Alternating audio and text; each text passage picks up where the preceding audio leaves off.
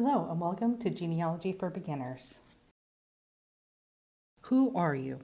Today you'll learn how to organize genealogy information and documents, how to set genealogy goals so you don't veer off course, and you'll understand how to use what information you already have to help and refine your search. Who am I?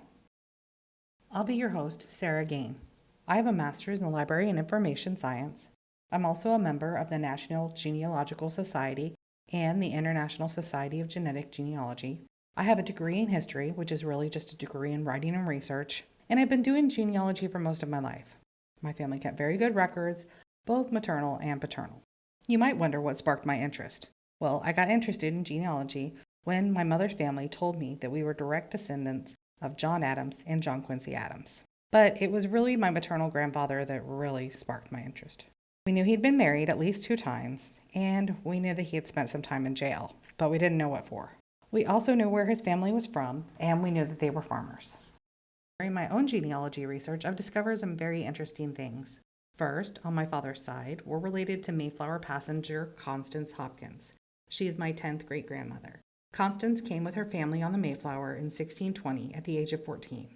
A beaver hat that is thought to have belonged to her can be seen today at the Pilgrim Hall Museum in Plymouth. This was an awesome surprise. Her father, Stephen Hopkins, went with the ship Sea Venture, captained by Captain Newport, on the 3rd supply voyage to Jamestown, Virginia in 1609 as a minister's clerk. But the ship wrecked on Bermuda. Stranded on an island for 10 months, eventually the castaways built a small ship and sailed themselves to Jamestown. Unfortunately, the John Adams story isn't true. On my mother's side, there is a John Quincy Adams Jr. They called him Uncle Quince. He was born the 2nd of February in 1891, and he died January 10th of 1978, well after our 6th president. However, this was the generation where a lot of people named their children after presidents. So on my father's side, I have a John Quincy Adams Woodworth. Back to my grandfather. My grandfather's name is Donville McManigal. He was also known as Don, Donville, or Donald, depending on which documents you're looking at. And he did have a lengthy criminal past. He was married 3 times. First to Margaret in 1928. No one knew about this one. He married Myrtle in 1939. Her obituary notes that she was married several times. And the 3rd and final time he was married to my grandmother Marilyn in 1956. He had 2 daughters with Myrtle and a daughter and son with my grandmother, plus stepchildren. I was shocked to find, though, that one of his grandsons, my cousin once removed, is an alleged serial killer. You never know what you'll find during your genealogy search. So before Facebook and Instagram, Twitter and TikTok, there was the newspaper. On the left is an article in an Iowa newspaper covering the divorce between my grandfather and his second wife. What's so great about this article is all the information that it contains. It gives me ages, when they were married, where they were married, and children. I know they had 2 daughters. It mentions that one daughter was given to the mother, and I believe the youngest daughter was living with my grandfather's sister and her husband. The second article tells the story of how my grandfather, his brother, and a 3rd gentleman broke out of jail, stole the judge's car for their escape, and were apprehended and returned to jail. We knew my grandfather had been in trouble with the law, but this was one of many surprises. So what's your story? What details or stories will you find in your family tree? These are going to be our course objectives. You're going to learn how to organize your genealogy information and documents. You're going to set genealogy goals. You're going to understand how to use the information that you already have to help and refine your search. You're going to learn how to access census records. You'll also learn how DNA testing can help or complicate your genealogy. You're going to learn where to locate often used resources. And finally, you're going to learn what do you do with all this information. Organization is the cornerstone of any successful genealogy search. If you start organized, it will be much easier to stay organized. Get ideas from other genealogists. Look at family tree magazines for ideas, tips, and tricks. There are lots of different methods to use. What works for you might not work for me. I may think that large index cards are how I want to organize my genealogy, but you may choose to organize your genealogy in a binder. Do whatever works for you.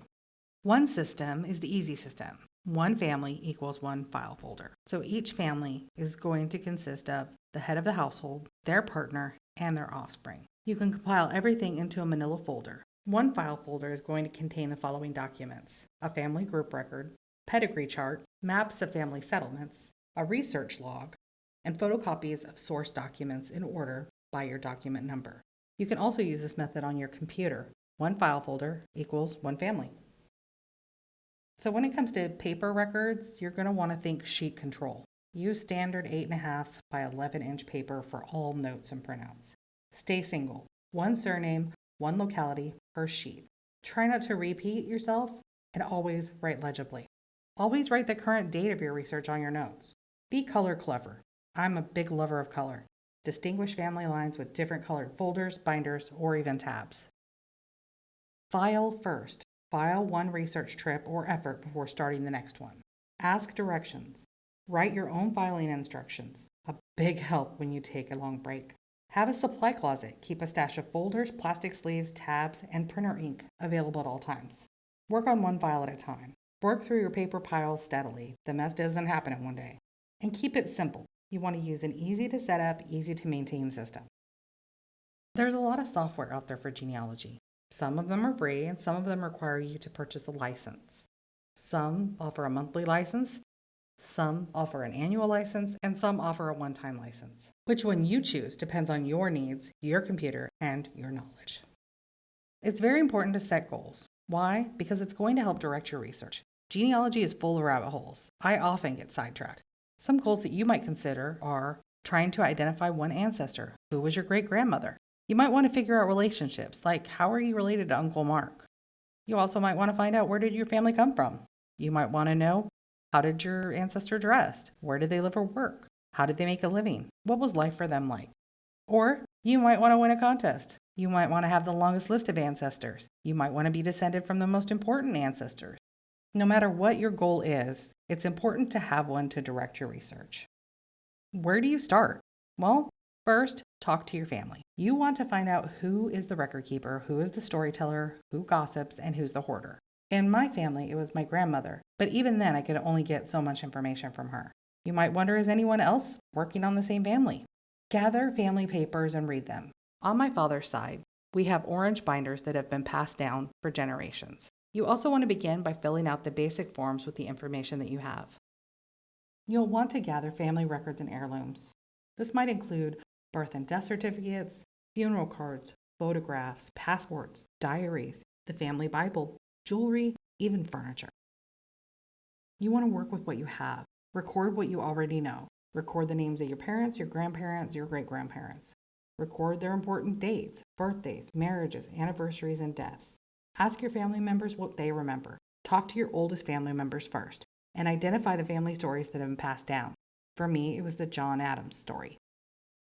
You're trying to find documentary evidence, which yields the birth date and place, the marriage date and place, the death date and place, the burial date and place, and linkage to the previous generation for every single person on your chart.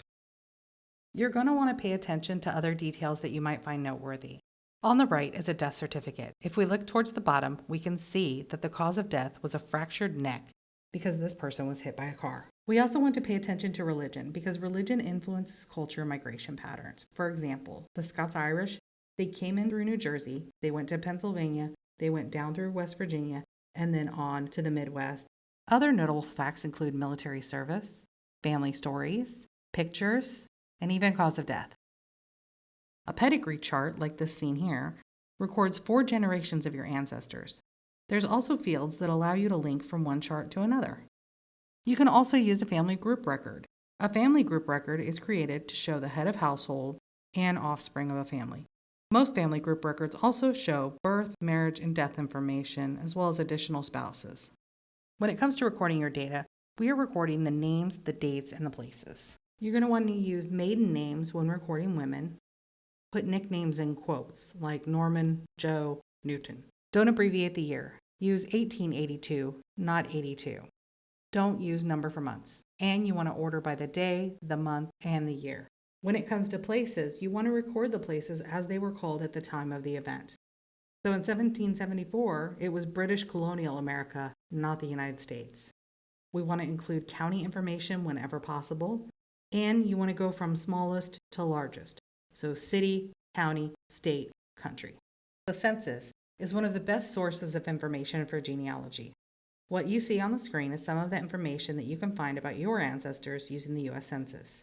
You can find the census on Ancestry.com using your library card. The schedules cover the 48 states, as well as Alaska, Hawaii, American Samoa, Guam, Panama Canal Zone, Puerto Rico, and the Virgin Islands. The 1940 census was released in 2012 and is the most recent one. The 1940 census included questions about employment, unemployment, internal migration, and income. The 1950 U.S. Census is set to be released in 2022. Americans abroad were enumerated for the first time in 1950. Questions from the census are available at census.gov. In 2021, records from the 1950 to 2010 censuses can only be obtained by the person named in the record or their heir.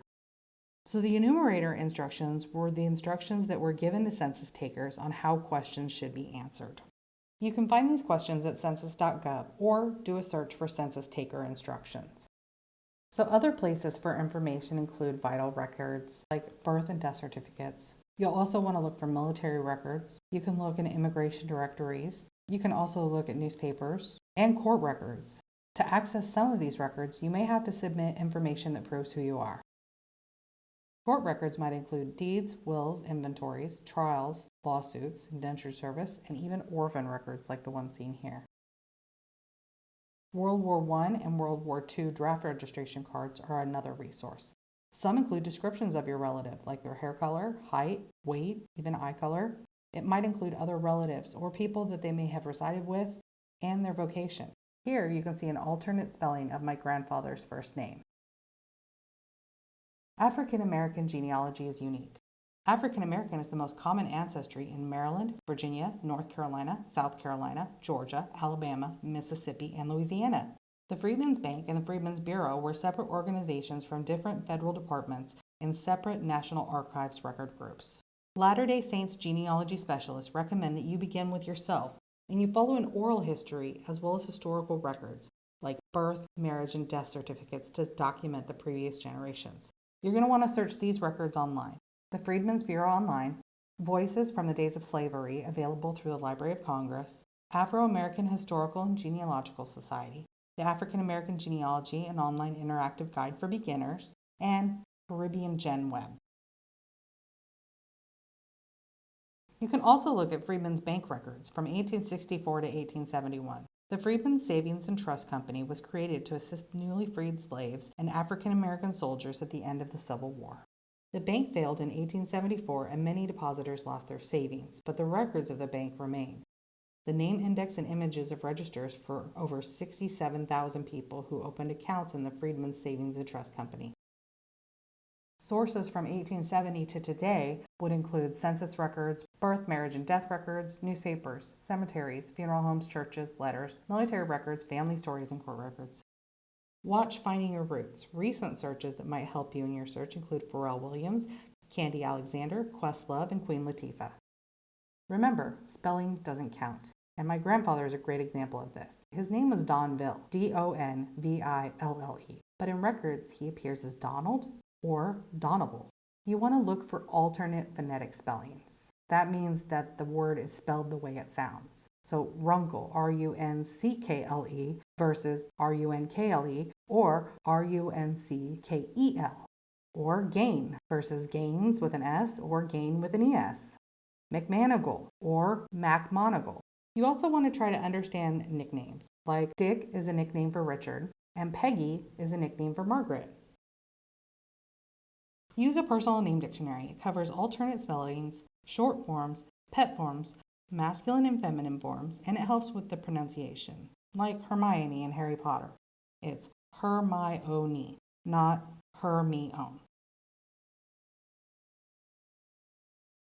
Remember to occasionally review what you found, including diaries, letters, funeral programs, and photos.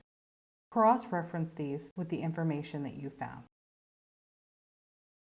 So now you have your family history.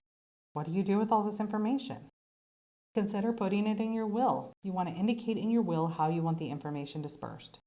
If you have DNA results, these can also be distributed according to your wishes. You might consider finding a suitable library, archive, or historical or genealogical society. Not every repository can accept every donation. Space is often at a premium. And many repositories don't have the staff or money to process manuscript collections. Consider publishing it. Your publication doesn't have to be a book. It can be a blog post or an online tree. So what can you find here at your library? Well, quite a bit actually. You can check out our bonus content page to see what you can access from home. Temporary access to Ancestry.com is available. When the library is open to the public, you can use our computers to access Ancestry.com and Heritage Quest. You can also look at Sanborn maps. Sanborn maps are detailed maps of U.S. cities and towns created in the 19th and 20th centuries. Additional sources include books, digital archives, and the internet. You can check out the National Archives. Check out Family Search or the Family History Centers provided by the Latter-day Saints Church. You might want to do DNA testing. These are places that you can visit online or in person. So DNA testing, it's not a magic bullet and it won't provide you with an instant family tree. DNA is best used in combination with genealogical research and records. You just need to provide a cheek swab or a saliva sample. But a word of caution, you might uncover family secrets by matching with a cousin or half-sibling that you didn't know existed. This happened to my husband's family. They found a distant cousin, the product of an affair.